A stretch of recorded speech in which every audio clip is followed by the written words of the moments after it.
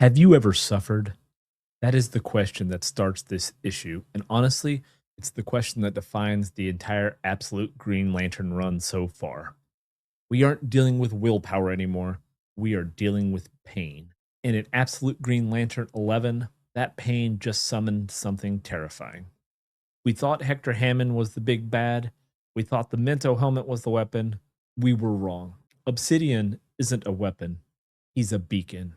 And it's calling the Black Star. That's right, guys. Today we are discussing Absolute Green Lantern issue number 11. Now, we know the Black Star has been looming around there and it's been kind of heading towards us now. Well, now it is coming even faster and we're finally going to get a little more information on it. Let's go ahead and dive on into the issue.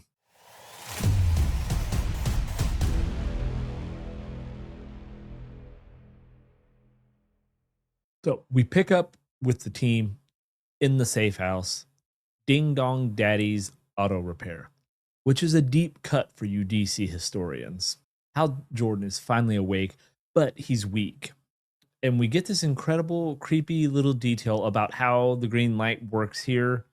Jo Mullein, she's been eating for him and then using the green light power, I want to say the green lantern power, but green light power transferring nutrients via the ring. And it kind of really drives home that this isn't just like a battery you charge, it is a symbiotic relationship between the ring and the wearer. They don't have time to recover. They know Hammond has Johnny Double, Cam's boss, and if they can find him, they can find Hammond. But the tensions are high. They are burnt spies hiding in a basement, debating if they should just kill their boss. This feels less like a superhero comic and more like Mission Impossible gone wrong, which might be the last one. So then we see soldiers in the woods. And while the team plans, Hammond is running a field test. And this is brutal. He sends a squad of soldiers to hunt Obsidian, Todd Rice, and Todd just doesn't fight them. He erases them. And you look at the art here, Obsidian looks like a jagged, broken shard of reality. He's brain dead, according to Hammond. He's just a tank being driven by a remote control. But Hammond is playing with fire. Hammond puts on the Mento helmet to steer Obsidian. And notice his arrogance. His assistant warns him it's dangerous, and he's contacting alien intelligence. And of course, Hammond's response, do you think it might ruin my looks? Classic villain mistake. He thinks he's the driver, but he's just the passenger. Back at the safe house, Carrie, the psychic of our group, tries to get a read on where Hammond is. Jo helps her by giving her the ring to use her powers, specifically the one that allows her to see people and events when she touches an object. I don't know exactly how to pronounce it. You know how we are. We're not going to get into that on here. But this is where this issue takes a turn. Because Carrie doesn't see like a location. She feels a pull. The psychic feedback hits Carrie like a truck. She starts screaming names. Sinestro. Sinestro. But she says it's not a name. It's a sentence. A death sentence. The house has been compromised. Obsidian has found them. We then cut to space.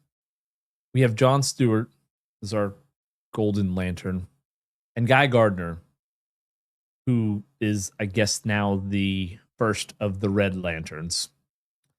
And they're watching the cosmos. And they feel it coming. An anomaly. A Tomar. Now, at first, they think this is the Black Star. And don't get me wrong, it is. But it's also something else. And here he is, Absolute Tomar-Re. Now, in the main universe, Tomar-Re is a noble scientist. He's the guy who failed to save Krypton. Here, he looks like a warrior monk bathed in blood red light. He tells John Stewart, I'm here to take over. Keep in mind, he's dealing with the death of his entire planet. He's a little pissed. So, guys, I mean, things are starting to kind of heat up. We know we have the Black Star planet coming down. We've got Obsidian here, formerly Todd Rice, and now we have Tomar-Re out here from the Red Order of Light. However, he isn't handling the power too well. He has decided that he is going to get payback for what has happened to his people and his planet. Um, and then that's not to say nothing of the fact that we have Johnny Double still out there as well as Hector Hammond. So, we get Absolute Hal Jordan, we've got Absolute John Stewart and Guy Gardner. What do you think's going to be with Absolute Sinestro? Is he going to be a villain? Is he going to be a leader of one of these Lantern Corps? Let me know what you think down in the comments.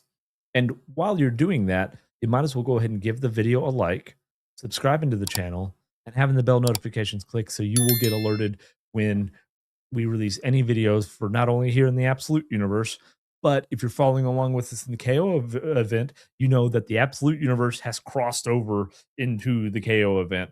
It's an amazing time. They're amazing videos. Go check them out, guys. And that is going to do it for me on this episode of You, Me, and DC. Until next time, I'll see you then.